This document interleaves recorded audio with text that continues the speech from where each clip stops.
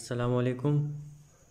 Super Bengali عامل بابا کی طرف سے میں آپ لوگوں کی خدمت میں حاضر ہوں۔ آج ایک انتہائی اہم ویڈیو کے ساتھ میں آپ لوگوں کی خدمت میں حاضر ہوں۔ یہ ویڈیو آپ لوگ پوری دیکھیں تاکہ پوری ویڈیو آپ لوگ کو سمجھ میں آ سکے کہ اس ویڈیو میں نے آپ لوگوں کو کہا کیا ہے اور آپ لوگوں نے کرنا کیا ہوگا۔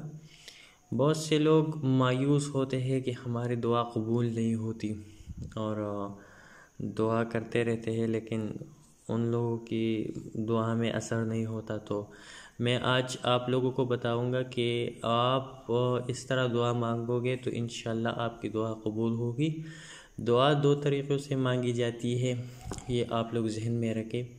ایک کسی سے کروانی پڑتی ہے، جو مطلب انسان کی اپنی زبان تو اپنے لیے گندی ہوتی ہے، مطلب اپنے لیے جو استعمال کرتے ہیں دوسروں کے لیے، تو وہ تو ظاہری بات ہے رنگ برنگ کے الفاظ نکلتے ہیں، لیکن اگر دوسرا بندہ آپ کے لیے دعا کرے تو وہ بھی قبول ہوتی ہے۔ دعا کی کوئی ٹائم نہیں ہوتی، جب بھی دل سے نکلتی ہے تو دعا قبول ہوتی ہے۔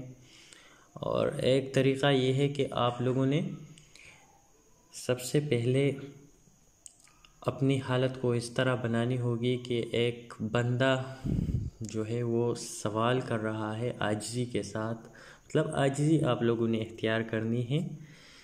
اس کے بعد آپ لوگوں نے پہلے کلمہ پڑھنا ہے، پھر درود شریف پڑھنی ہے آپ لوگوں نے، پھر آپ لوگوں نے قل شریف پڑھنی ہے آپ لوگوں نے، ٹھیک ہے، ولدوالین آمین تک۔ پھر آپ لوگوں نے 3 مرتبہ قل هو اللہ احد اللہ الصمد، اس طرح آپ لوگوں نے 3 مرتبہ پڑھنی ہے آخر تک۔ پھر آپ لوگوں نے دعا مانگنی ہے اور دعا نہایت عاجزی کے ساتھ مانگے، اور اس کے بعد آپ لوگوں نے پھر درود شریف پڑھنی ہے۔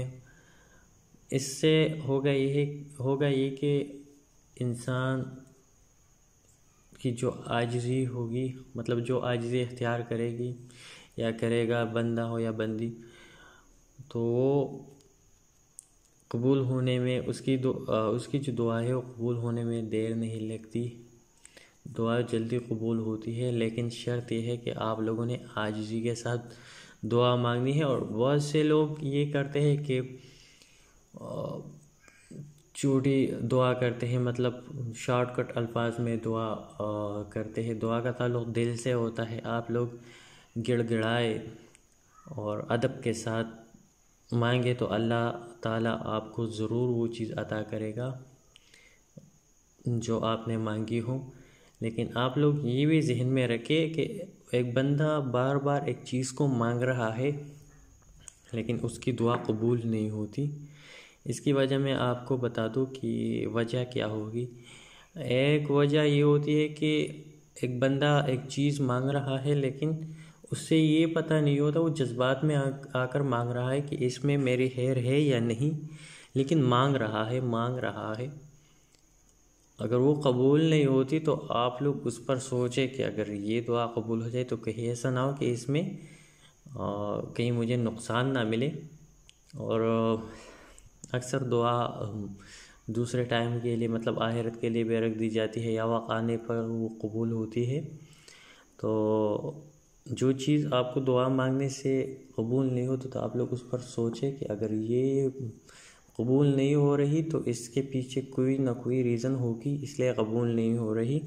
تو آپ لوگ اس ریزن کو ڈھونڈنے کی کوشش کریں تو آپ لوگ خود ہی سمجھ جائیں گے کہ یہ دعا اس لیے قبول نہیں ہو رہی۔